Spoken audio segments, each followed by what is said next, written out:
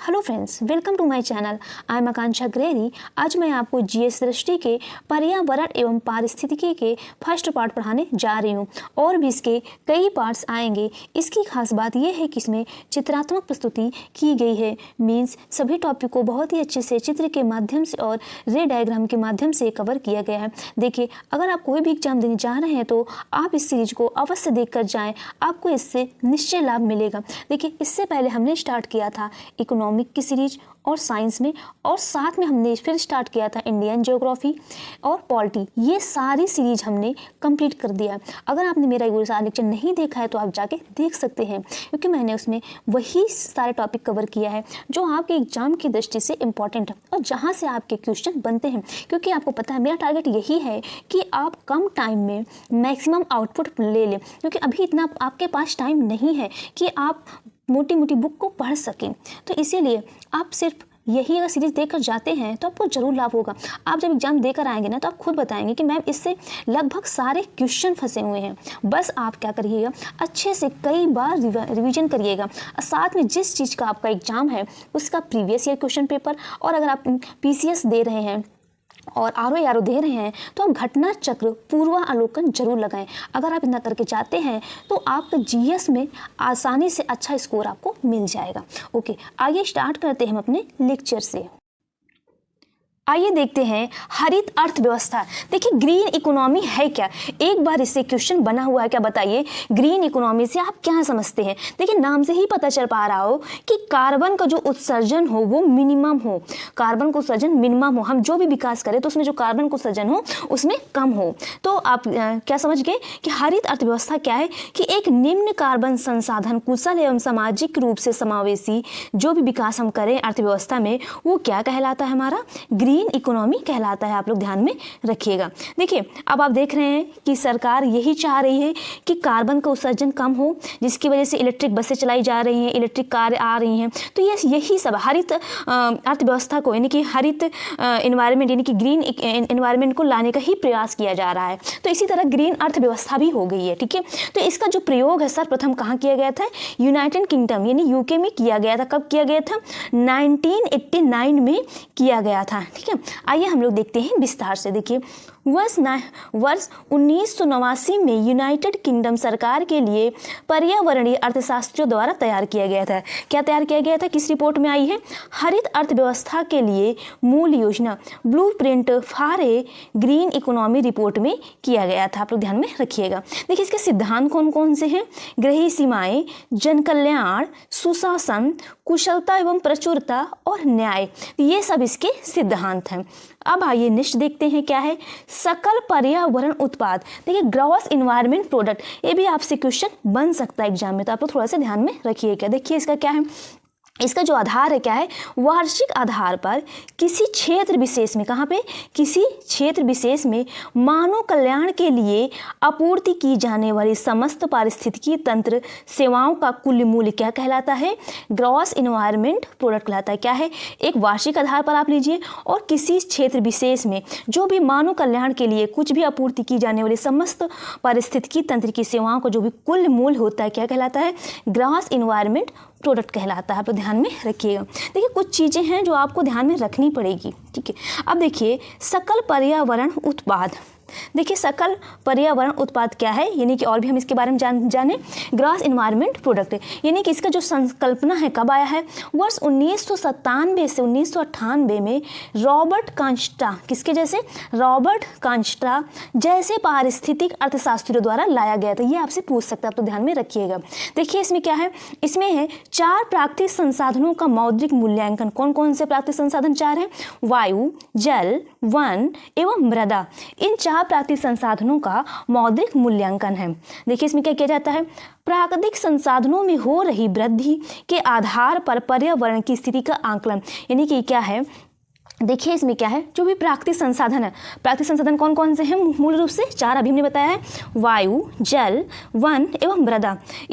इसमें क्या है, इसमें हो रही वृद्धि के आधार पर पर्यावरण की स्थिति का आकलन करना क्या कहलाता है, सकल पर्यावरण उत्पाद कहलाता है। और देखिए पारिस्थितिकी स्थिति मापन हेतु जो भी मूल्यांकन प्रणाली है, क्या है, मूल्यांकन प्रणाली की जाती है। क्या किया जाता है, पारिस्थितिकी स्थिति मापन हेतु मूल्यांकन प्रणाली, आप तो ध्यान में रखिएगा। नेक्स्ट देखिए क्या है, सतत विकास से देखिए नेक्स्ट देखते हैं क्या है, सतत विकास से संबंधित प्रमुख वैश्विक मानक पहल क्या है। देखिए इसको बस आप ऐसे देख लीजिए, क्या है, पर्यावरण आर्थिक लेखांकन प्रणाली क्या है, संयुक्त राष्ट्र द्वारा विकसित मार्गदर्शन पुस्तिका है, सकल राष्ट्रीय खुशहाली भूटान द्वारा विकसित की गई है। और देखिए हैप्पी प्लेनेट इंडेक्स, सुखी ग्रह सूचकांक जारीकर्ता कौन है, न्यू इकोनॉमिक्स फाउंडेशन। देखिए क्या है, अब क्वेश्चन पूछने का थोड़ा सा ट्रेंड बदल रहा है, इसलिए आप ये मत सोचिए कि एग्जाम में नहीं आ सकता है, अब आपको हर चीज़ पे फोकस करना होगा, ठीक है। तो क्या है, हैप्पी प्लेनेट इंडेक्स कौन जारी करता है, न्यू इकोनॉमिक्स फाउंडेशन द्वारा जारी किया जाता है, ये आप ध्यान में रखिएगा। अब देखिए सस्टेनेबल सिटी, ठीक है, क्या है, देखिए इसमें क्या है, देखिए इसमें किसी शहर को हम संधारणी सिटी या शहर कैसे बोल सकते हैं, उसमें क्या क्या होनी चाहिए यही हमें जानना है।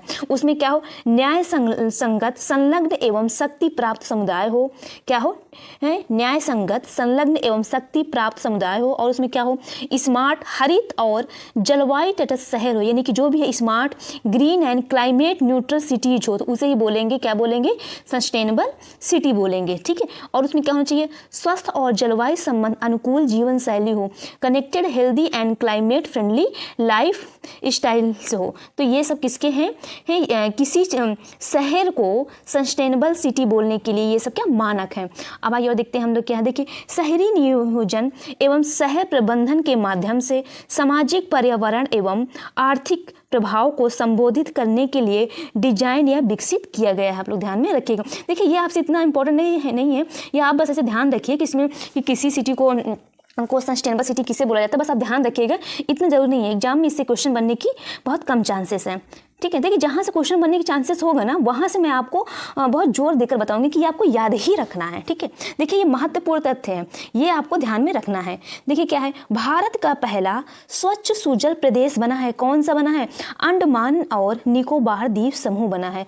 स्वच्छ सुजल प्रदेश प्रमाणन जारी किया जाता है, किसके द्वारा जारी किया जाता है, जल शक्ति मंत्रालय द्वारा जारी किया जाता है। यानी कहने का मतलब है कि किसी भी हम प्रदेश को स्वच्छ सुजल किसके द्वारा जारी किया जाता है, वो कौन जारी करता है, तो वो जारी करता है जल शक्ति मंत्रालय द्वारा जारी किया जाता है।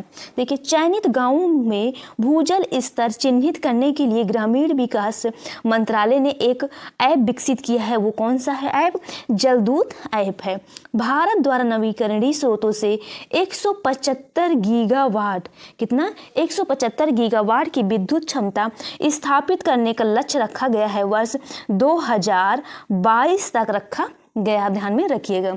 भारत ने शुद्ध शून्य कार्बन उत्सर्जन का लक्ष्य निर्धारित किया है, यानी कि कब तक किया है, वर्ष 2070 तक। कई बार एग्जाम में पूछा गया, डिफरेंट एग्जाम में कई बार पूछा गया है, तो ध्यान में रखिएगा जो भारत का जो हमारा लक्ष्य है शून्य कार्बन उत्सर्जन का 2070 का किया गया है। भारत में वन के बाहर वृक्ष पहल आरंभ किया गया है, किसके द्वारा, हरियाणा राज्य के वन विभाग एवं US agency for international development द्वारा किया गया है। स्वच्छ एवं स्वस्थ पर्यावरण तक पहुंच को सार्वभौमिक मानवाधिकार घोषित किया गया है, किसके द्वारा, संयुक्त राष्ट्र महासभा ने घोषित किया गया है। देखिए नेक्स्ट क्या है हमारा, सस्टेनेबल डेवलपमेंट गोल्स, ये मोस्ट इंपॉर्टेंट है, ये आप देख लीजिएगा, इससे जरूर क्वेश्चन आते हैं। ये आपसे पूछ लिया जाएगा कि बताइए कि सस्टेनेबल डेवलपमेंट में 10वें नंबर पे क्या है या 13वें नंबर पे क्या है, मतलब आपको जिस नंबर पे जो है आपको जैसा है वैसा ही याद करना है। देखिए इससे ना पीसीएस में भी 2 से 3 क्वेश्चन इस बार भी बने थे और हमेशा बनते हैं, और हाँ ROARM भी बनने के हैं बहुत चांसेस हैं। देखिए आपको इससे क्वेश्चन देखने को मिलेगा, इसलिए आप क्या करिएगा, इसको आप लेके 2 से 3 बार रीडिंग जरूर कर लीजिएगा, ठीक है। देखिए आइए हम लोग देखते हैं, आप इन सब का सिंबल देख लीजिएगा, अगर आपको सिंबल भी याद रहेगा ना तो आप वहाँ पे एग्जाम में क्वेश्चन कर ले जाएंगे, ठीक है। देखिए इसमें पहला क्या है, देखिए गरीबी के सभी रूपों कि पूरे विश्व समाप्ति, यानी आप देख रहे हैं इसमें नो पॉवर्टी, यानी कि पहले में क्या है, गरीबी के सभी रूपों की पूरे विश्व में समाप्ति, यानी कि गरीबी से समाप्ति। आपसे पूछ लिया जाए कि गरीबी की समाप्ति किस नंबर पे, तो आप क्या बताएंगे, 1 नंबर पे है। जीरो हंगर, यानी कि भूख की समाप्ति, खाद्य सुरक्षा एवं बेहतर पोषण प्राप्त करना एवं टिकाऊ कृषि को बढ़ावा देना।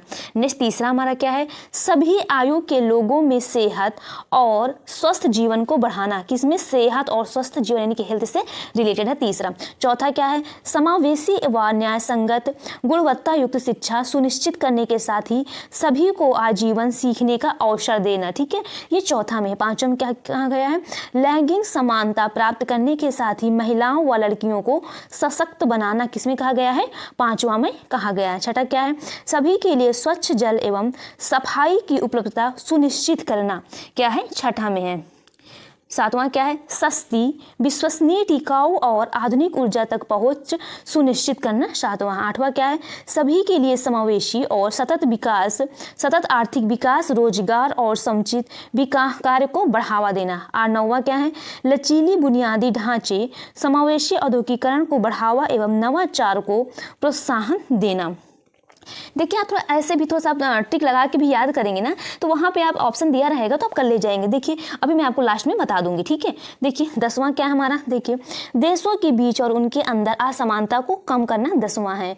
11वां क्या है, सुरक्षित, लचीले और टिकाऊ शहर का निर्माण करना है। 12वां क्या है, स्थायी खपत और उत्पादन पैटर्न को सुनिश्चित करना, 12वां है। 13वां क्या है, जलवायु परिवर्तन और उसके प्रभाव से निपटने के लिए तत्काल कार्रवाई करना, क्या है ये, किसमें से है, 13। 14 में क्या है, महासागरों, समुद्र और समुद्री संसाधनों का संरक्षण और सतत उपयोग करना। 15 क्या है, स्थलीय जीवों की सुरक्षा, स्थलीय परिस्थितिकी का संरक्षण, पुनर्जीवन और संवर्धन, वनों का संवहनी प्रबंधन, मरुस्थलीकरण का सामना और भूमि क्षय को रोकना तथा ठीक ठाक और जैव विविधता क्षति को रोकना। छठा क्या है, न्याय संगत, शांतिपूर्ण व समावेशी समाजों को बढ़ावा देना। 7वां क्या है, सतत विकास हेतु वैश्विक भागीदारी को पुनर्जीवित करना। ये हमारा 17वां है, 7वां नहीं 17वां है, ठीक है। देखिए ये 17वां गोल्स हैं जो आपसे एग्जाम में पूछते हैं। देखिए मैंने क्या बताया है, अभी मैं आपको बताऊंगी ट्रिक कैसे, क्या देखिए आप इसको आप या तो मैं आपको अच्छे से पिक भेज दूंगी, आपको समझ में नहीं आ रहा होगा या तो फिर आ रहा होगा, ध्यान दीजिए। देखिए इसमें क्या, पहले में क्या है, नो पॉवर्टी, यानी कि कोई भी गरीबी ना हो। दूसरे में क्या है, जीरो हंगर। तीसरे में गुड हेल्थ एंड वेलबींग, यानी हेल्थ से रिलेटेड है। चौथा देखिए क्वालिटी एजुकेशन, क्या है, चौथा क्वालिटी एजुकेशन। देखिए 5वां हमारा क्या है, जेंडर इक्वलिटी है। छठा हमारा क्या है, क्लीन से, ऐसे याद करिए। 7वां हमारा क्या है, हमारा एनर्जी से है, ठीक है। 8वां हमारा क्या है, हमारा 8वां अगर हम देख रहे हैं, 8वां हमारा क्या है, समावेशी विकास है। 9वां हमारा क्या है, हमारा नवीकरण, यानी क्या है इसमें नवाचार, आप ऐसे समझ सकते हैं, 9वां है, ठीक है। तो आप ऐसे देखेंगे ना तो आपको याद हो जाए, 2-3 बार आप पढ़ेंगे ना, हाँ, तो आपको बस सब कुछ याद नहीं करना, उसके बीच में जैसे 10वां में आपको असमानता याद करिएगा, 11वें में सुरक्षित लचीले टिकाऊ शहर, 13 में केवल जलवायु परिवर्तन याद कर लीजिएगा। 14वां में यानी 14 में आप महासागर याद कर लीजिए, केवल आप ऐसे करिए। देखिए 15 में आपको फॉरेस्ट से रिलेटेड कुछ भी याद कर लेना है। छठा में आप न्याय संगत, शांतिपूर्ण, ऐसे। 17वां में हमारा क्या है, वैश्विक भागीदारी, एक वर्ड आप याद करिए बस, ठीक है। तो ये इंपॉर्टेंट है, इससे क्वेश्चन बनते हैं। अब आइए नेक्स्ट टॉपिक देखते हैं हम लोग, जैव भू रासायनिक चक्र। देखिए है क्या, देखिए इसका जो अन्य नाम क्या है, एक पोषण चक्र है। क्या है इसका जो अन्य नाम क्या है, पोषण चक्र है। इसमें जो पोषकों का प्रभाव होता है वो चक्री माध्यम से होता है, ठीक है, यानी एक ऐसे चक्री माध्यम से होता है, वैसे समझ सकते हैं। देखिए इसके जो प्रकार हैं क्या है, एक हमारा गैसीय चक्र है, एक हमारा सेडिमेंट्री चक्र या औषधि चक्र है। जिसमें गैसीय चक्र में कौन कौन से आते हैं, जल चक्र, नाइट्रोजन चक्र, कार्बन चक्र और ऑक्सीजन चक्र, ये सब गैसीय चक्र हैं। और अगर हम बात करें औषधि चक्र की, क्या है, सल्फर चक्र और फास्फोरस चक्र, ठीक है। तो ये सब चक्र हैं जो इंपॉर्टेंट है, मैं आपको वो सब बताऊंगी, ठीक है। देखिए जैव भू रासायनिक चक्र है क्या, देखिए इसमें क्या है, जैव मंडल में जीवधारियों एवं पर्यावरण के बीच रासायनिक तत्वों का चक्रीय प्रवाह। क्या है, जैव मंडल में जीवधारियां, कितने, जैव एनिमल्स एवं पर्यावरण के बीच, किसमें, इन्वायरमेंट के बीच जो भी रासायनिक तत्वों का चक्रीय प्रभाव होता है वो क्या कहलाता है, जैव भू रासायनिक चक्र होता है। यानी कहने का मतलब है कि कुछ भी चीजें हैं, ये गैसीय चक्र है और औषधि चक्र, यानी कि उसमें एनिमल भी होते हैं, यानी कि एनिमल्स में भी हम लोग भी आते हैं, यानी कि जीवधारियाँ भी होते हैं, और पर्यावरण यानी कि इन्वायरमेंट से भी रिलेटेड होते हैं। ये सब के बीच जो भी होते हैं हमारे चक्र, ये चक्रों का प्रवाह क्या कहलाता है? जैव भू रासायनिक चक्र। एक बार इसकी डिफिनीशन पूछ ली गई थी कि जैव भू रासायनिक चक्र है क्या, तो बता देंगे कि जैव मंडल में जीवधारियों एवं पर्यावरण के बीच रासायनिक तत्वों का चक्रीय प्रवाह क्या कहलाता है? जैव भू रासायनिक चक्र कहलाता है। आप लोग ध्यान में रखिएगा। आइए देखते हैं कार्बन चक्र। देखिए कार्बन साइकिल या कार्बन चक्र हमारे लिए इंपॉर्टेंट हो जाता है। आपसे ऐसे क्वेश्चन बन जाते हैं कि बताइए कार्बन चक्र के कौन से चरण हैं, तो चरण से भी क्वेश्चन बन जाता है। आपको दे दिया जाएगा, 4 ऑप्शन दे दिया जाएगा और आपसे पूछ लिया जाएगा कि बताइए कार्बन चक्र के कौन से चरण नहीं हैं। तो कार्बन चक्र के कौन से चरण हैं? प्रकाश संश्लेषण, इसमें आप जानते हैं कि जो भी इसमें प्रोसेस होता है प्रकाश की उपस्थिति के कारण होता है। इसमें आप जानते हैं इसमें CO2 का एब्जॉर्प्शन होता है और हमें बदले में क्या मिलता है? ऑक्सीजन मिलता है। अब घटन देखते हैं, इसमें हमारा क्या निकलता है? CO2 निकलता है इसमें भी। और श्वसन एवं उपपचय आप देखते हैं, जो भी मनुष्य श्वसन करता है, श्वसन के बाद क्या निकलता है? CO2 निकलता है। जो भी एनिमल्स है ये क्या है? ये CO2 निकलता है। और दहन के द्वारा भी हमारा क्या निकलता है? CO2 निकलता है। ये आप लोग जानते ही होंगे। तो ये क्या होता है? ये देखिए, अब घटन से भी CO2 निकला यानी कि कार्बन डाइऑक्साइड निकला, दहन के द्वारा भी CO2 निकला, और जब हमारे एनिमल्स या हम लोग क्या कहते हैं श्वसन करते हैं तो उसके द्वारा भी हमारा क्या निकलता है? कार्बन डाइऑक्साइड निकलता है। और ये सब का जो एब्जॉर्प्शन होता है प्रकाश संश्लेषण के द्वारा, इसका अवशोषण होकर के हमें क्या मिल जाता है? ऑक्सीजन मिल जाता है। ठीक है, ये आप सब लोग जानते हैं। तो इसके ये हमारे 4 चरण हुए हैं। देखिए इसका क्या आशय है, इसमें क्या है? देखिए कार्बन का निष्कर्षण तथा इसके पर्यावरण में वापस लौटने तक की ही चक्रीय प्रक्रिया क्या कहलाता है? 4 कार्बन चक्र कहलाता है। क्या है? इसमें कार्बन का निष्कर्षण होता है यानी कि कार्बन होता है, फिर इसके द्वारा पर्यावरण में घूमने के बाद फिर हमें क्या मिल जाता है? फिर क्या मिल जाता है? इसका कार्बन मिल जाता है। तो इसकी जो चक्रीय यानी कि चारों तरफ घूमने की जो प्रक्रिया है इसको क्या बोलते हैं? कार्बन चक्र बोलते हैं, यानी कि हमें कार्बन ही मिलता है। देखिए मैं आपको डायग्राम के थ्रू समझा रही हूँ। ये आप देखिए, ये आप देख रहे हैं, ये थोड़ा जूम कर दे रही हूँ। हाँ ये देखिए, ये क्या है? ये आप देख रहे हैं, ये जंतु श्वसन हमारे क्या है? जंतु श्वसन या पादप श्वसन। अगर प्लांट श्वसन करते हैं तो याद रखिएगा CO2 निकलता है। यानी कि कहते हैं ना कि रात में पेड़ पौधे के नीचे नहीं सोना चाहिए। क्यों नहीं सोना चाहिए रात में? क्योंकि क्या करता है? क्योंकि जब रात में सोते हैं ना तो उससे हमारा कौन सी गैस निकलती है? कार्बन डाइऑक्साइड गैस निकलती है। तो जब जंतु श्वसन करते हैं या पादप श्वसन करते हैं तो क्या निकलता है? हमारा CO2 निकलता है। या फैक्ट्री एवं परिवहन उत्सर्जन जो भी है तो इससे हमारा क्या निकलता है? इससे भी हमारा CO2 निकलता है। या जड़ श्वसन करते हैं तो ये हमारा इससे भी क्या निकलता है? CO2 निकलता है। अब आप देख रहे हैं यहाँ पे जो प्रोसेस होगी सूर्य के प्रकाश में, कौन सी प्रोसेस होती है? अभी हमने बताया प्रकाश संश्लेषण की प्रक्रिया होती है। यानी कि यहाँ पे जो प्रोसेस होगी फोटोसिंथेसिस होगी, यानी कि प्रकाश की उपस्थिति में जितना भी कार्बन डाइऑक्साइड होगा ये जो पेड़ पौधे होंगे ये सब अपने ग्रहण कर लेंगे, यानी कि अवशोषण कर लेंगे। तो सारा CO2 इसमें प्लांट में एब्जॉर्ब हो जाता है। तभी लोग कहते हैं ना कि प्लांट लगाइए जिससे शुद्ध हमें ऑक्सीजन मिले। ठीक है, तो याद रखिए प्रकाश संश्लेषण हमेशा यानी जो फोटोसिंथेसिस होता है वो हमेशा सूर्य के प्रकाश में ही होता है। तो जितना CO2 हुआ ये एब्जॉर्ब किसके द्वारा कर लिया गया है? पेड़ पौधों के द्वारा। जब पेड़ पौधे हमारे क्या हुए, ये हमारे दब गए या कट गए या नीचे जमीन में दब के क्या बन गए हैं? ये हमारे जीवाश्म एवं जीवाश्म ईंधन बन गए। तब भी इससे हमारा क्या निकलता है? तब भी आप इसे देख रहे हैं, इससे कार्बन निकलता है। ठीक है, इससे हमारा कार्बन निकलता है। फिर ये यहाँ पे मृत जीव अवशिष्ट उत्पाद से भी हमारा ये वायुमंडल में क्या निकल जाता है? CO2 निकल जाता है। तो वैसे ही हमारी सारी प्रोसेस एक चक्रीय माध्यम में चलती रहती है। तो इसे ही हम लोग बोलते हैं कार्बन साइकिल, क्योंकि आप देख रहे हैं कि हमें हर जगह कार्बन की प्राप्ति होती है। देखिए एक बार मैं आपको बता दे रही हूँ। देखिए यहाँ पे पादप ने शोषण किया, ठीक है, पादप शोषण किया, और यहाँ पे आप देख रहे हैं परिवहन एवं फैक्ट्री उत्सर्जन हुआ। तो ये और जड़ शोषण हुआ, ये सबसे हमारे क्या निकल गए हैं? CO2 निकल गए हैं। और फिर CO2 हमारा CO2 किसके द्वारा एब्जॉर्ब कर लिया गया है? पेड़ पौधों के द्वारा एब्जॉर्ब कर लिया गया है। कौन सी प्रोसेस हुआ है? फोटोसिंथेसिस यानी प्रकाश संश्लेषण की प्रक्रिया हुई। फिर इसी के द्वारा हमारे जब पेड़ पौधे ये हमारे क्या बन गए हैं? जीवाश्म ईंधन बन गए हैं। ठीक है, यानी कि ये सब बन गए हैं। तो फिर इसके बाद हमारा क्या? मृत जीवों एवं अपशिष्ट उत्पाद भी हमारा क्या बनाता है? CO2 निकलता है। तो इससे भी हमारा जीवाश्म ईंधन कार्बन निकलता है, यानी कोयला निकलता है। तो इससे भी हमारे कार्बन प्राप्त हुए। और यहाँ पे फिर ये हमारा वायुमंडल में में हमारा CO2 निकला, फिर CO2 पेड़ पौधों के द्वारा एब्जॉर्ब कर लिया गया, फिर पेड़ पौधे हमारे जो सूख गए, नीचे दब गए, जीवाश्म बन गए या मृत जीव बन गए, अपशिष्ट उत्पाद बन गए, उसके द्वारा भी CO2 हमें मिल गए। तो आप देख रहे होंगे कि यहाँ पे एक चक्रीय माध्यम यानी कि चारों तरफ आप कुछ भी कर रहे हैं तो हमें कार्बन की प्राप्ति हो रही है, तो इसे ही हम लोग बोलते हैं कार्बन साइकिल। ठीक है, याद रखिएगा। अब देखिए कार्बन साइकिल, इसमें देखिए विभिन्न अवस्थाओं में विद्यमान, किसमें विद्यमान है? विभिन्न अवस्थाओं में विद्यमान। एक आप देख रहे हैं वायुमंडल में CO2 के रूप में, इसमें भी कार्बन मिल रहा है, कार्बन डाइऑक्साइड CO2 में, जल में घुलनशील रूप में, किसमें? जल में घुलनशील रूप में, भूपटल में, ये सब में कार्बन विद्यमान होते हैं। अब देख रहे हैं कार्बन के अपर रूप कौन कौन से होते हैं। ये एक बार क्वेश्चन पूछा गया था कि बताइए कि कार्बन का अपर रूप निम्नलिखित में से कौन सा नहीं है। तो याद रखिएगा कार्बन का जो अपर रूप होता है ये क्रिस्टलीय अपरूप होता है, जिसमें कौन सा शामिल है? ग्रेफाइट, हीरा एवं फुलरीन।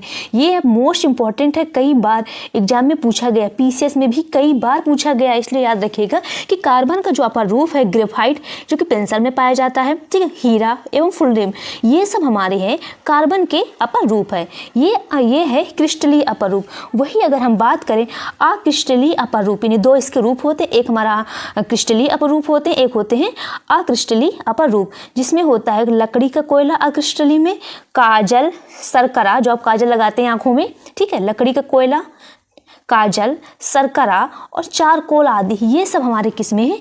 अक्रिस्टलीय अपर रूप है। ये भी किसके हैं? कार्बन के ही अपर रूप है। याद रखिएगा जो काजल है, शर्करा है, चारकोल है, लकड़ी का कोयला है, ये कार्बन के ही अपर रूप है, लेकिन अक्रिस्टलीय अपर रूप है। अब नेक्स्ट आप देखते हैं क्या है? पुनर्चक्रण। अब नेक्स्ट देखिए पुनर्चक्रण। देखिए इसमें क्या होता है? विभिन्न भौतिक एवं जैविक क्रियाओं द्वारा जल के समान जो भी होता है उसको क्या बोलते हैं? पुनर्चक्रण। यानी कि जो भी अभी हमने आपको दिखाया था कि कार्बन हमें फिर से मिल जाता है। ठीक है, अब हम पढ़ेंगे नेक्स्ट है क्या है? जल चक्र। देखिए जल चक्र भी इंपॉर्टेंट है। आप देखिए इसमें उतना ही है, मैं आपको उतना ही बता रही हूँ जैसे जहाँ से एग्जाम में क्वेश्चन बनते हैं। सबसे पहले आप देखिए कि जल चक्र में कौन सी प्रक्रियाएं हैं। एक वाष्पीकरण है, एक है संघनन है। क्या है? वाष्पीकरण है और संघनन है। इसमें मुख्य चालक बल कौन सा है? एक है सौर विकिरण और एक गुरुत्वाकर्षण। सौर विकिरण के द्वारा आप देख रहे हैं कि पानी का जो भी है गर्म सौर विकिरण के द्वारा गर्म होता है, फिर गर्म होने के बाद उसका वाष्पीकरण होता है। ठीक है, फिर गुरुत्वाकर्षण के द्वारा ही पानी एक जगह से दूसरी जगह नीचे ऊपर से नीचे गिरता है। आप ऐसे समझ सकते हैं। ठीक है, अब इसमें देख रहे हैं जल क्या है। आप जल ऐसे समझिए, जल क्या है? जल एक इसका जो क्षेपण है हमारा, इसमें क्या है? किसके द्वारा होता है? वर्षा के रूप में जल होता है, हिम है, ओस है इत्यादि है। इन सब से हमें जल की प्राप्ति होती है। आप लोग जानते ही होंगे। धरातल पर लगभग 2/3 भाग पानी से ढका है, यानी कि जितना भी है तभी पर भी लोग, अच्छा आपके दिमाग में क्वेश्चन आ रहा होगा कि जब हमारा धरातल पृथ्वी हमारा 2/3 पानी से ढका हुआ है तब भी हमें पानी की कमी क्यों है? देखिए है तो, लेकिन जो पानी पीने योग्य है वो बहुत ही कम है, बहुत ही कम है। इसी वजह से कहते हैं कि पानी बचाओ। ठीक है, समुद्री पानी है, साल्टी पानी है, उसको क्या है उसको पानी को, साल्टी पानी को पीने योग्य पानी बनाने के लिए हम जो भी अभी टेक्निक यूज कर रहे हैं ना, वो बहुत ही महंगा पड़ रहा है। तो उसे ही बहुत साइंटिस्ट खोज कर रहे हैं कि ऐसा कुछ करें कि जो हमारे पानी की जो लागत है या जो पानी जो हम लोग साल्टी पानी से जो मीठा पानी बना रहे हैं वो बहुत ही कम हो जाए, तो फिर जो पानी की समस्या हर जगह हो रही है ना वो कम हो जाए। वो अभी प्रयास जारी है। तो जल देख रहे हैं, ये भी एक चक्रीय संसाधन है। आइए हम लोग देखते हैं डायग्राम के थ्रू। ये आप देख रहे हैं, यहाँ पे आप देख रहे हैं ये समुद्र है, ये आप देख रहे हैं यहाँ पे समुद्र है। अब देख रहे हैं जब सूर्य का प्रकाश समुद्र में पड़ेगा, जब सूर्य का प्रकाश समुद्र में पड़ेगा तो क्या हो जाएगा? पानी हमारा गर्म हो जाएगा। क्या हो जाएगा? पानी हमारा गर्म हो जाएगा। जब आपको पता है कि जब कोई चीज़ गर्म हो जाती है तो उसका एक नेचर है, वो उसका क्या हो जाता है? उसका वाष्पीकरण होने लगता है। क्या होने लगता है? उसका सूर्य का प्रकाश जब पड़ता है पानी गर्म होने लगता है, तो फिर क्या होता है? वाष्पीकरण, उसका जो पानी का जो है वाष्पीकरण होता है, वो वाष्पीकरण यानी कि जल का वाष्पीकरण होकर क्या बनता है? बादल बनता है, हवाएं चलती हैं। जब मैं आपको ज्योग्राफी पढ़ा रही थी तो मैंने आपको उसने बताया था कि जब समुद्र गर्म हो जाता है, फिर जब हवाएं चलती हैं तो हवाएं अपने साथ नमी ले आती हैं, फिर नमी क्या कर लेती है? बादल बना लेते हैं। फिर बादल हमारे किससे टकरा जाते हैं? पर्वत या पहाड़ों से टकरा करके वहीं पर बारिश कर देते हैं। ठीक है, फिर जो पानी हुआ है वो पानी जो है नदियों में पहुँचा, फिर नदियों के माध्यम से ही वो समुद्र में चला गया, या तो फिर वहाँ पर अगर अच्छी अच्छी खासी मिट्टी है तो वो हमारे धरातल के मतलब ज़मीन के अंदर पहुंच गए, वो उसको भूजल बोलते हैं। ये हमारा मोस्टली हमारे ये पंजाब और उत्तर प्रदेश में भूजल का बहुत ही ज़्यादा प्रयोग होता है। आप लोग जान ही रहे होंगे कि जैसे नल से पानी निकाल लेना, ठीक है, जिससे आज भी आप देख रहे हैं यूपी और बिहार एरिया में यही प्रोसेस आ रहा है कि जो सिंचाई का जो माध्यम है आज भी ये हमारा कहाँ है, भूजल ही पानी यूज होता है।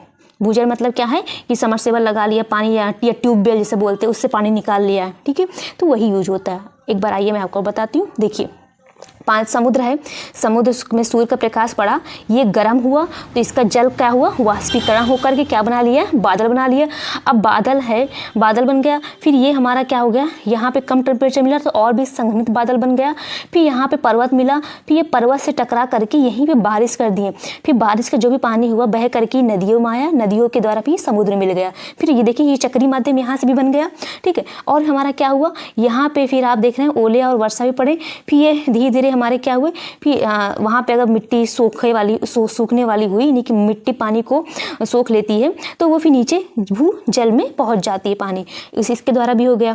अब आप देख रहे हैं जीव जंतु यानी कि हम लोग अगर शोषण करते हैं, आप देख रहे होते हैं, तो हम लोगों से भी मुँह से पानी यानी कि जल का वाष्पीकरण निकलता है। आप सांस लेते हैं उससे भी आपका पानी निकलता है। जब आप ठंडियों के दिनों में आप ये फील करिएगा कि आपके मुँह से भाप निकल रहा होगा। भाप मतलब इन द सेंस कहने का मतलब है कि आपको पानी निकल रहा होगा, तो पानी क्या होगा, उसका भी वाष्पोत्सर्जन हो गया, यानी कि क्या हुआ, श्वसन हुआ, श्वसन के थ्रू आपने निकाला। फिर पेड़ पौधे ने एब्जॉर्ब कर लिया, फिर पेड़ पौधों क्या हो जाता है, ट्रांसपोर्टेशन की वो होती प्रोसेस होती है जिसे बोलते हैं वाष्पोत्सर्जन, यानी कि जो वाष्पोत्सर्जन की क्रिया होती है, कई बार पूछते हैं कहाँ होती है, पत्तियों में होती है। जो ट्रांसपोर्टेशन की जो प्रोसेस होती है ये पत्तियों में होती है, यानी कि जितना एक्स्ट्रा जल होता है पत्तियों के द्वारा निकल जाता है। पत्तियों में होता है स्टोमेटा, क्या होता है, स्टोमेटा। जब मैं आपको पढ़ा रही थी साइंस तो मैंने उसको बताया था कि पत्तियां भी जब ज़्यादा जल हो जाता है ये भी क्या करते हैं, वाष्पोत्सर्जन की क्रिया करते हैं। पत्तियों के माध्यम से जो जल होता है वो ऊपर यानी कि वातावरण में छोड़ देते हैं, यानी कि वो भी क्या बना लेते हैं, बादल बना लेते हैं। फिर बादल हमारे कम तापमान में संघनित बादल बन जाते हैं और फिर ये पर्वत से टकरा करके वर्षा कर देते हैं। देखिए वही सब प्रोसेस यानी कि चक्रीय माध्यम से हमें जल हर जगह से मिल रहा होता है, ठीक है। तो ये थी हमारा जल चक्र। अब देखिएगा कुछ हमारे क्वेश्चन है, आइए देखते हैं हम लोग कुछ क्वेश्चन क्या है। देखिए क्या है, सौर विकिरण की सबसे महत्वपूर्ण भूमिका कौन सी है, जल चक्र। क्या है, सौर विकिरण की सबसे महत्वपूर्ण भूमिका कौन सी है, जल चक्र। आप देख रहे हैं कि सौर विकिरण के द्वारा ही समुद्र का जल गर्म होकर के ऊपर वाष्प के द्वारा होता है, नहीं जल का वाष्पीकरण होकर के अभी मैंने आपको बताया वो सब प्रोसेस होती है। वर्षा की मात्रा निर्भर करती है किस पे, वायुमंडल की नमी पर। एक बार ये भी क्वेश्चन पूछ लिया गया है कि वर्षा की मात्रा निर्भर करती है वायुमंडल की नमी पर। हो सकता है 2017 पीसीएस में पूछा गया है ये क्वेश्चन। अगर आप लोग घटना चक्र पूर्वावलोकन सॉल्व कर रहे होते तो ये सब क्वेश्चन आपको मिलेंगे आगे चलकर। हाइड्रोस्फीयर या जलमंडल में जल की विभिन्न गतिविधियों को दर्शाता है, क्या है, जल चक्र। वायुमंडल में कार्बन तत्वों का संतुलन बनाए रखता है कार्बन चक्र। वायुमंडल में कार्बन तत्व का संतुलन बनाए रखता है कार्बन चक्र। कार्बन कभी मैंने बताया, कार्बन हमें कहाँ से मिलता है, कार्बन चक्र से ही मिलता है, हर जगह से हमें कार्बन मिलता है, अभी हमने आपको दिखाया भी था।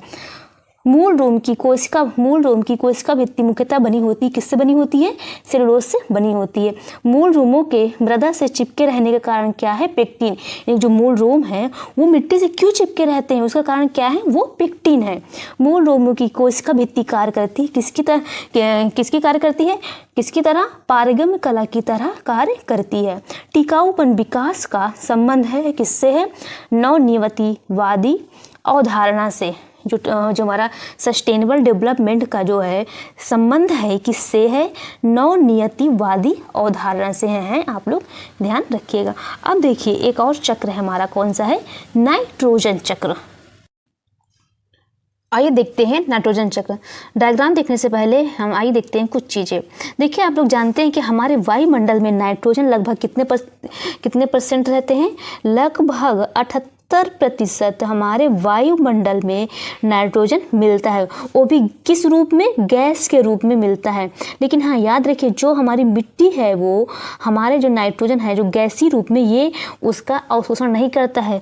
जो मृदा में जो मिट्टी अवशोषण करता है वो नाइट्रेट के रूप में करती है। कई बार पूछा है, एब्जॉर्ब करते, जो मृदा में नाइट्रोजन एब्जॉर्ब करता है, मिट्टी का अवशोषण होता है, वो किस रूप में होता है, वो नाइट्रेट रूप में होता है। ये आप लोग ध्यान में रखिएगा।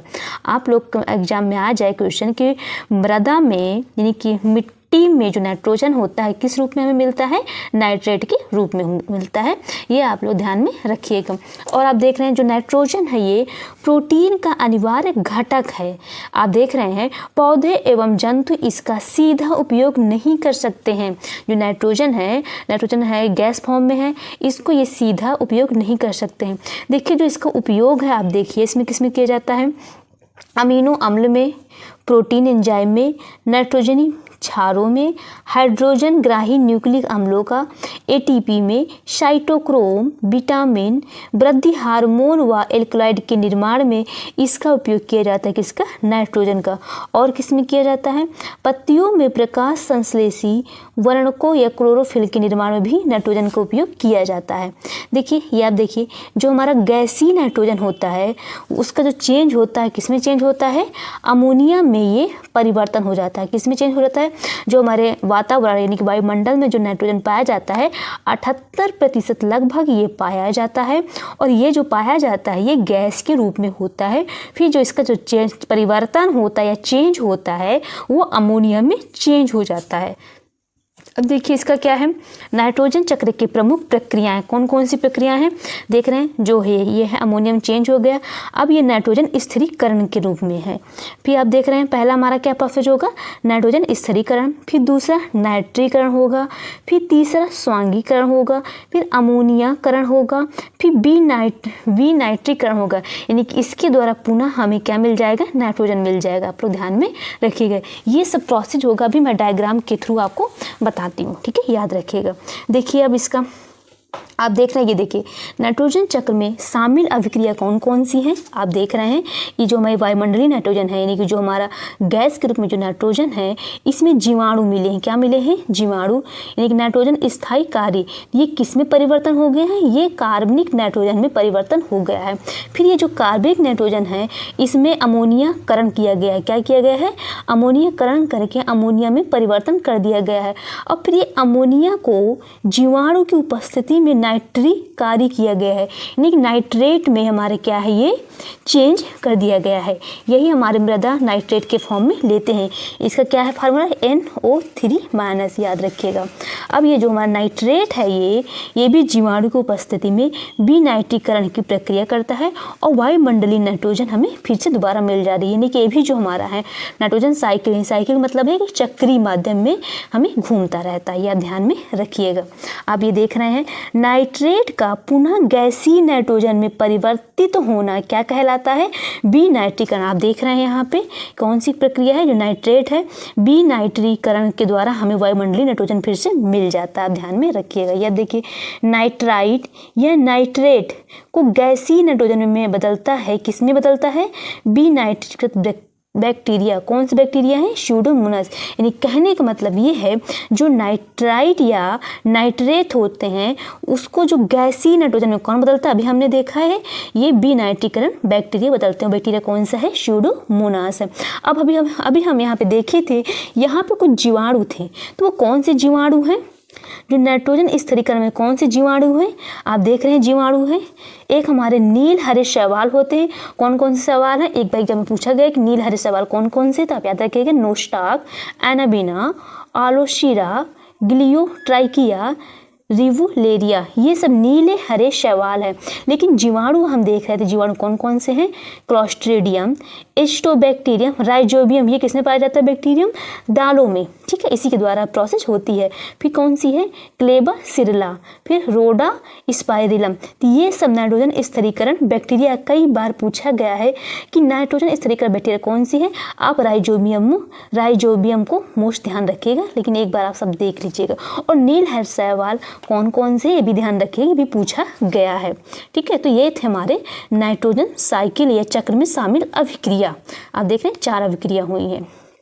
अब देखिए इसमें भी कुछ है परीक्षा उपयोगी दृष्टि से क्वेश्चन। वायुमंडल में ऑक्सीजन और कार्बन डाइऑक्साइड के संतुलन को बनाए रखने में कौन सहायक होते हैं? पेड़ पौधे होते हैं। आप जानते हैं पेड़ पौधे कैसे सहायक होते हैं, अभी हमने बताया है कि आपने श्वसन लिया जिससे हमारा कार्बन डाइऑक्साइड निकला, जिससे वो कार्बन डाइऑक्साइड में कौन सी प्रोसेस हुई है? सन की उपस्थिति में फोटोसिंथेसिस की प्रोसेस हो गई है, जिसका कार्बन डाइऑक्साइड ग्रहण कर लिया गया है और हमें बदले में ऑक्सीजन मिल गया है। ठीक है, तो ऐसे ही एक प्रोसेस चलती रहती है। वनों का अन्य नाम क्या है? हरे फेफड़े। वनों का नाम क्या है? हरे फेफड़े। क्यों हरे फेफड़े बोलते हैं? क्योंकि हमें जीवन जीने के लिए क्या देते हैं? ऑक्सीजन देते हैं, जैसे फ्रेश ऑक्सीजन देखते हैं। आप देखते हैं कि जो मॉर्निंग में जो उठकर थोड़ा वॉक टहलते होंगे उन्हें थोड़ा अच्छा फील होता हो, क्योंकि जो उसमें जो होता है, ऐसा नहीं है कि दिन में वो हो जाएगा, लेकिन जो मॉर्निंग में होता है, सुबह की जो होती है टहलना, उसमें सबसे ज़्यादा ऑक्सीजन होती है। आप ध्यान में रखिएगा। और देखिए कुछ क्वेश्चन और, नाइट्रोजन के वायुमंडलीय स्थिरीकरण में सहायक गतिविधियां कौन कौन सी हैं? बिजली का चमकना, दहन, ज्वालामुखी गतिविधियां आदि, ये सब नाइट्रोजन के वायुमंडलीय स्थिरीकरण में सहायक गतिविधियां हैं। आप देख रहे हैं विनाइट्रीकरण द्वारा भूमि से नाइट्रोजन का ह्रास या उसका कम किस में होता है? तो किसके द्वारा होता है? मौसमी बाढ़ आ जाए या अधिक सिंचाई के कारण भी हमारा क्या है? नाइट्रोजन चला जाएगा। तो वो किस में चेंज हो जाएगा? गैसीय नाइट्रोजन में चला जाएगा, जो वायुमंडल में फिर से पुनः मिल जाएगा। पौधे नाइट्रेटों को बदल देते हैं। किस में बदल देते हैं? जो पौधे होते हैं, पौधे किस में बदल देते हैं? अमीनो एसिड में बदल देते हैं। पर्यावरणीय समस्याओं का प्रादुर्भाव हुआ किसके द्वारा हुआ है? औद्योगिक क्रांति एवं आर्थिक निश्चयवाद से हुआ है। किस पंचवर्षीय योजना के दौरान पर्यावरण को विकास से जोड़ा गया है? तो वो जोड़ा गया है पर्यावरण को विकास से चौथी पंचवर्षीय योजना में, जो 1969 से 1974 से तक जो चौथी परियोजना का पंचवर्षीय योजना का कार्यकाल था, याद रखिएगा। ठीक है, अब आइए हम देखते हैं इसको डायग्राम के थ्रू। अब आपको बहुत आसान हो जाएगा समझने में चीज़ों को। अभी हमने बताया कि जो नाइट्रोजन मिलता है वायुमंडल में 78% नाइट्रोजन मिलता है, तो ये जो मिलता है गैसीय फॉर्म में रहता है। फिर हमारे जो नाइट्रोजन इस तरीके के जो बैक्टीरिया होते हैं, ये किस में चेंज हो जाता है? ये चेंज हो जाता है हमारा किस में? ये आप देख रहे हैं नाइट्रोजन इस तरह के बैक्टीरिया, फिर ये नाइट्रिक बैक्टीरियम चेंज हो जाता है, जो फिर मृदा में नाइट्रोजन मिल जाता है, जिसके द्वारा कुछ ये हमारे किस में मिल जाता है? मृदा में, जो पेड़ पौधे के लिए भी सहायक होते हैं। ठीक है, यहाँ पे आप देख रहे हैं कुछ हम देख रहे हैं नाइट्रिक बैक्टीरिया पहुँच जाते हैं। फिर यहाँ पे आप देख रहे हैं मृदा में नाइट्रोजन के द्वारा क्या हुआ? विनाइट्रीकृत बैक्टीरिया हुआ, जिसके द्वारा विनाइट्रीकृत प्रोसेस मैंने बताया था आपको कि इसके द्वारा फिर हमें पुनः वायुमंडल में गैस के रूप में ऑक्सीजन मिल जाएगी। अब यहाँ से मिल गए। यहाँ आप देख रहे हैं मृत पेड़ पौधे एवं जंतु हुए हैं। इसका ये अगर मर गए हैं तो मरने से मतलब है कि इसका अपघटन हो गया है। फिर अपघटन के दौरान किसका निर्माण हुआ है? अमोनिया का निर्माण हुआ है। फिर अमोनिया का निर्माण होने से हमारा क्या हुआ है? विनाइट्रीकृत बैक्टीरिया में चेंज हो गया है। फिर विनाइट्रीकृत बैक्टीरिया के द्वारा हमें पुनः क्या मिल गया है? नाइट्रोजन वातावरण मिल गया है। या तो इसके द्वारा है, या तो फिर आप ऐसे देख लीजिए जो मृत पौधे एवं जंतु हैं इनका भी अपघटन हुआ, अमोनिया में चेंज हुआ। फिर अमोनिया में चेंज होने के द्वारा नाइट्रीकृत बैक्टीरिया के द्वारा प्रोसेस किया गया। फिर ये मृदा में मिल गया। फिर मृदा में मिलने के बाद फिर कौन सी प्रोसेस हुई है? विनाइट्रीकृत बैक्टीरिया में ये चेंज हो गया। फिर विनाइट्रीकृत बैक्टीरिया में चेंज होने के बाद ये पुनः किसमें मिल गया है? नाइट्रोजन चक्र के द्वारा, यानी कि वायुमंडल नाइट्रोजन में मिल गया है। तो ये थी प्रोसेस, आप लोग ध्यान में रखिएगा। देख रहे हैं आप क्या हुआ? पहले नाइट्रिक बैक्टीरिया, फिर मृदा में नाइट्रोजन मिल गया, फिर आप देख रहे हैं विनाइट्रीकृत बैक्टीरिया, फिर पुनः हमारे नाइट्रोजन मिल गया है। यहाँ पे अगर पेड़ पौधे, और यहाँ पे आप देख रहे हैं जो मृदा में नाइट्रोजन हुआ है, यहाँ पे आप देख रहे हैं ये दलहन के लिए मोस्ट इंपॉर्टेंट होता है। यहाँ पे पादप प्रोटीन, जिसमें प्रोटीन पाया जाता है प्लांट में, पादप प्रोटीन में मिला। फिर ये प्रोटीन हमारे क्या है? जंतु प्रोटीन। मृत, फिर ये क्या हुए? मृत्यु हो गई, यानी कि जो मुरझा गए, मर गए। मरने से मतलब है कि वो सूख गए। फिर नीचे मिट्टी में इसका अपघटन हो गया। अपघटन के बाद अमोनिया बना, अमोनिया द्वारा एक विनाइट्रीकृत प्रोसेस हुआ। फिर या तो ना होके नाइट्रीकृत बैक्टीरिया हुआ, फिर बैक्टीरिया होकर के मृदा में नाइट्रोजन मिल गया। फिर नाइट्रोजन मिलने के बाद फिर हमारा क्या हो गया? विनाइट्रीकृत बैक्टीरिया मिल के वापस हमारा वायुमंडल नाइट्रोजन में मिल गया। अब आपको बिल्कुल आसान होगी हो गया होगा, क्योंकि मैंने यहाँ भी आपको बहुत अच्छे से समझा दिया होगा। तो ये था हमारा नाइट्रोजन साइकिल या नाइट्रोजन चक्र। अब हम देखेंगे ऑक्सीजन चक्र क्या है। देखिए ऑक्सीजन चक्र क्या है, आप देख रहे हैं क्या है ऑक्सीजन। ऑक्सीजन का सिंबल क्या होता है, सबसे पहले आप देखिए ऑक्सीजन का हमारा O2 यानी कि 2 हमारे क्या है O होते हैं। तो देखिए इसका है भूपर्पटी में पाया जाने वाला सबसे प्रचुर तत्व क्या है, ऑक्सीजन है। क्या है, ऑक्सीजन है। वायुमंडल में जो ऑक्सीजन होता है लगभग 20%, 20.95% यानी कि इसको लगभग बोलते हैं कितना, 21% आप कह सकते हो लगभग, ठीक है। लेकिन अगर एक्यूरेट पूछे तो आप 20 ये आप बताइएगा, ठीक है। इसका जो रासायनिक रूप किसमें होता है, ऑक्सीजन देखिए CO2 में भी ऑक्सीजन उपलब्ध होता है, जल में भी होता है और आणविक ऑक्सीजन के रूप में भी होता है, ठीक है। और खनिजों के रूप में भी ये पाए जाते हैं ऑक्सीजन। देखिए भूप्रपटी के धातु एवं सिलिकन के ऑक्साइड में भी ऑक्सीजन पाया जाता है, कार्बोनेट में भी ऑक्सीजन पाया जाता है और सल्फेट आदि में भी हमारे ऑक्सीजन पाए जाते हैं, आप लोग ध्यान में रखिएगा। अब देखिए इसमें आवश्यक घटक कौन कौन से हैं, जैविक अणु हैं, कार्बोहाइड्रेट, प्रोटीन, न्यूक्लिक अम्ल, वसा आदि, ये इसके क्या है, आवश्यक घटक हैं। देखिए वायुमंडलीय ऑक्सीजन का उपयोग कैसे किया जाता है, श्वसन के द्वारा जो ऑक्सीजन हमें मिलता है श्वसन में किया जाता है, दहन में, नाइट्रोजन ऑक्साइड के निर्माण करने में भी किया जाता है। और वायुमंडल में वापसी कैसे होता है, प्रकाश संश्लेषण द्वारा, यानी कि आपने ऑक्सीजन लिया वो CO2 में यानी कार्बन डाइऑक्साइड में चेंज हुआ, फिर हमारा प्रकाश संश्लेषण की यानी फोटोसिंथेसिस की प्रोसेस हुई, फिर फोटोसिंथेसिस पुनः क्या कर दिया, CO2 एब्जॉर्ब करके हमें क्या दे दिया गया, ऑक्सीजन दे दिया गया। तो हमें पुनः क्या मिल गया है, प्रकाश संश्लेषण के द्वारा हमें ऑक्सीजन हमारे वायुमंडल में मिल गया है। और क्या है, ज्वालामुखी उद्भेदन के द्वारा भी हमें क्या मिल गया है, वायुमंडल में ऑक्सीजन मिल गया है। अब देखिए इसका क्या है, ऑक्सीजन चक्र यानी ऑक्सीजन साइकिल। आप देखिए ये आप देख रहे हैं हमें, ये आप देख रहे हैं ये आपने ये प्रकाश संश्लेषण है। प्रकाश संश्लेषण के द्वारा क्या बनता है, भोजन भी बनता है। और प्रकाश संश्लेषण के द्वारा हमने बताया है कि हमारा कार्बन डाइऑक्साइड क्या करता है, ये ग्रहण यानी कि इसका अवशोषण करके हमें बदले में क्या देता है, ऑक्सीजन देता है, जो कि वायुमंडल ऑक्सीजन में ये विलीन हो जाता है, ठीक है। अब देख रहे हैं फिर प्रकाश संश्लेषण में हमें क्या है, जल भी चाहिए। प्रकाश संश्लेषण के लिए क्या चाहिए, CO2 चाहिए, जल चाहिए। इसी द्वारा अब श्वसन है, श्वसन के द्वारा भी क्या निकलता है, CO2 निकलता है। फिर CO2 के द्वारा क्या हो जाएगी, प्रकाश संश्लेषण की क्रिया हो जाएगी और प्रकाश संश्लेषण की क्रिया के द्वारा हमें पुनः ऑक्सीजन मिल जाएगी, ठीक है। तो हमें भोजन आपने किया, श्वसन किया, भोजन किया, आपने श्वसन किया, श्वसन के द्वारा क्या निकला, CO2 निकला। देखिए बार बार मैं आपको वही चीज़ बता रही हूँ जो आपको मैंने कार्बन चक्र में थोड़ा थोड़ा बताया था। फोटोसिंथेसिस की प्रोसेस इसी में वही हो रही है, तो बस इतना ध्यान रखिएगा कि हमें जो फोटोसिंथेसिस की जो प्रोसेस होती है इसमें जल और CO2 मिलकर हमें क्या मिलते हैं, हमें ऑक्सीजन का निर्माण करते हैं, ये आप ध्यान में रखिएगा। अब आइए देखते हैं कुछ प्रश्न हैं। देखिए इसका क्या है, दलहनी पौधों की जड़ों में नाइट्रोजन का स्थिरीकरण करने वाला सहजीवी बैक्टीरिया या जीवाणु कौन सा है, राइजोबिया। मैंने बताया था कि यह राइजोबिया, यहाँ पे याद रखिएगा। ऑक्सीजन चक्र के संचालन का मुख्य कारण क्या है, प्रकाश संश्लेषण। चाहे ऑक्सीजन चक्र पूछे चाहे जल चक्र ही पूछे तो आप दोनों क्या बताएंगे, फोटोसिंथेसिस या प्रकाश संश्लेषण। नहीं, उसमें क्या था, हम जब आपको बताया तो जल चक्र में कौन मोस्ट इंपॉर्टेंट है, तो जल चक्र के लिए जो है सौर विकिरण है, ठीक है, याद रखिएगा। थोड़ा सा होता नहीं, कंफ्यूजन ना हो जाए तो आप याद रखिएगा, जल चक्र के लिए सौर विकिरण यानी कि वही। और इसमें कौन सा होता है, ऑक्सीजन चक्र में प्रकाश संश्लेषण है। नहीं, प्रकाश संश्लेषण जो प्रोसेस होती है ये सौर विकिरण की ही उपस्थिति में होती है, आप ऐसा समझ सकते हैं, ठीक है। ऑक्सीजन चक्र को जोड़ता है किससे, कार्बन चक्र से। ऑक्सीजन चक्र से जोड़ता है किससे, कार्बन चक्र से। कुछ बैक्टीरिया में नाइट्रोजन स्थिरीकरण की प्रक्रिया बाधित होती है, किसमें, ऑक्सीजन की उपस्थिति से बाधित होती है।